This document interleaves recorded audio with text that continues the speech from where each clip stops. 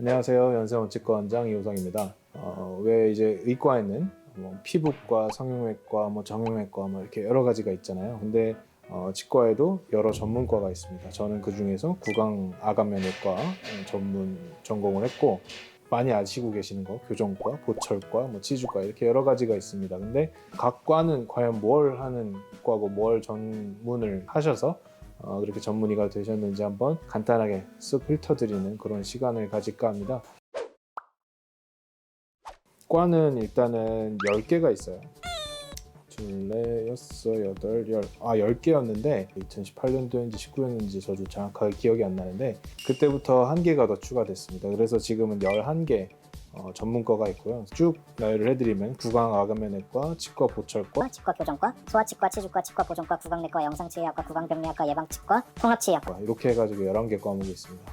그 중에서 구강외과부터 시작을 하면 구강 아간면외과라고 해서 구강, 그 다음에 악은 이제 악골, 상악, 하악을 얘기를 하는 거고요. 그 다음에 안면, 여기 얼굴 전체까지 수술을 하는 겁니다. 레지던트 때 어떤 일들을 하게 되냐면은 기본적인 수술, 사람이 발치 이런 것도 있겠지만은 양악 수술, 그 다음에 구강에 생긴 암을 제거를 하면서 재건을 하는 수술을 주로 하면서 수술을 이제 주로 하는 그런 과가 되고, 인원은 지금 여기 나와 있는 표들로는 1390명이 있는 것 같습니다. 그 다음에 치과 보철과, 보철은 치아가 상실됐을 때, 치아가 기능을 제대로 못할 때 그 기능을 회복을 해주는 그런 과라고 생각하시면 돼요. 그래서 보철, 작게는 인레이부터 시작을 해서 크라운 씌우는 거, 그다음에 틀니, 임플란트 위에 올라가는 보철, 이런 식으로 치아의 기능을 회복시켜주는 치아 구조를 만들어주는 과가 치과 보철과가 되고 1343명 이렇게 지금 있는 걸로 되어 있습니다. 치과 교정과는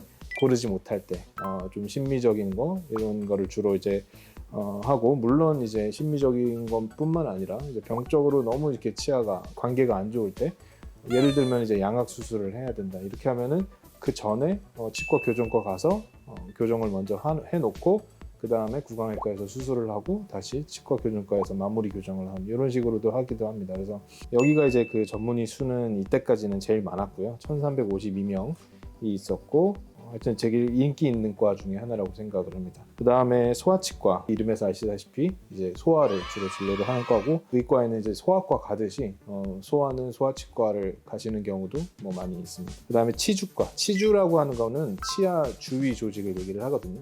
치주 인대도 있고 잇몸도 있고 여러 그 치조골도 있고 여러 가지가 있는데, 그거의 병적인 상태를 해결을 해주는 과라고 생각을 하시면 되고, 잇몸이 안 좋다 이러면 이제 치주과를 생각을 하시면 됩니다.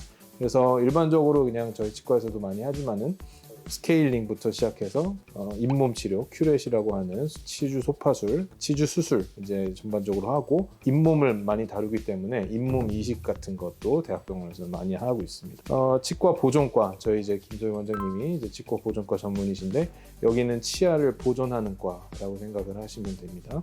충치가 있을 때, 충치가 심해져가지고 신경 치료를 해야 된다 그러면 이제 치과 보존과 전문의 선생님께서 잘 치료를 해주시고 그렇게 됩니다. 구강내과는 의과의 이제 내과랑 이제 비슷한 건데, 입 안에 생긴 이제 그런 연조직의 질환이나 이런 것들도 통틀어서 다 보게 되고, 최근에는 좀 많이 이제 환자분들이 많이 찾으시는 경우가 이제 입이 화끈거리는 구강 자결과증후군이나 입에 구강 건조증 이런 걸로 찾아주시는 분들 많지만은, 그거 말고도 턱관절 질환이 생겼을 때 구강내과를 많이 가시게 됩니다. 그래서 대학병원을 가시면은 턱관절이 안 좋으면은 구강내과, 외과 이렇게 이제 가시게 됩니다.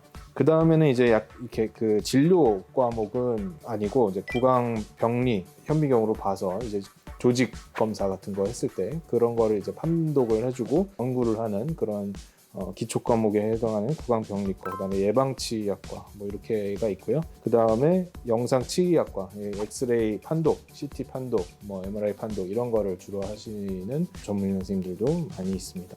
그래서 이제 마지막으로 이걸 소개를 시켜드려야 되는데, 통합치의학과라 그래서 생긴 지가 얼마 안 됐고요. 되게 아이러니하게 생긴 지가 얼마 안 됐는데 전문의 수는 가장 많습니다. 기존에 있던 전문의들은 다 이제 대학병원에서 수련을 인턴 1년, 레지던트 3년 이런 과정을 거치면서 전문의 시험을 보고 저처럼 이제 이렇게 된 경우가 이제 예전에 그렇게 방식이었고, 통합치의학과라는 거를 새로 만들었어요. 의과의 가정의학과 같은 과입니다. 모든 과의 그 학문들을 통합을 해서 한 가지만으로 끝나는 경우가 거의 없으니까 치주과, 외과, 보존과, 외과, 교정과, 외과 이런 식으로 다 이제 통합을 해서 다 진료를 하시는 그런 전문의 선생님들이 되셨는데 예전에 이제 수련을 받으시고 레지던트를 하시고 이제 전문의 시험을 봐서 전문의 되신 분들도 소수 몇 명 있으시고 대부분의 레지던트 과정을 거치지는 않고 예전에 이제 전문의라는 제도가 생기기 전에 뭐 하셨던 분들 포함해서 하여튼 통합치유학과가 생기기 전에 하셨던 분들의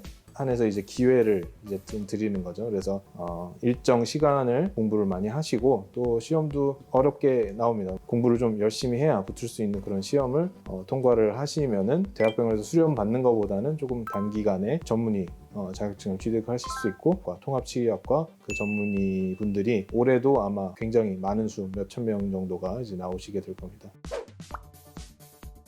자기가 어떤 상태이냐에 따라서 과들을 골라서 가시는 것도 방법이 되고요. 아니면 모든 전문의들이 다 있는 대학병원을 가시는 것도 방법이 될 수가 있습니다. 굉장히 최근 자료는 아닌데 예전 그 자료를 보면은 전문 과목 표방 기관수라고 되어 있는데 그건 뭐냐면은 전문의 자격증이 있을 때 상호에다가 자기 전문 과목을 같이 붙일 수가 있어요. 저희 연세원 치과도 연세원 구강아간면외과 치과위원 이렇게 굉장히 긴데 구강아간면외과라고 이름을 붙인 치과가 전국에 27개밖에 없습니다. 엄청 많은 것 중에 27이죠.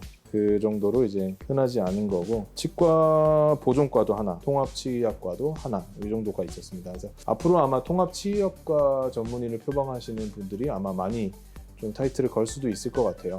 선택하실 때 어떤 과목인지를 알고 선택하시는 게 좋을 것 같아서 한번 소개를 해드렸습니다. 감사합니다.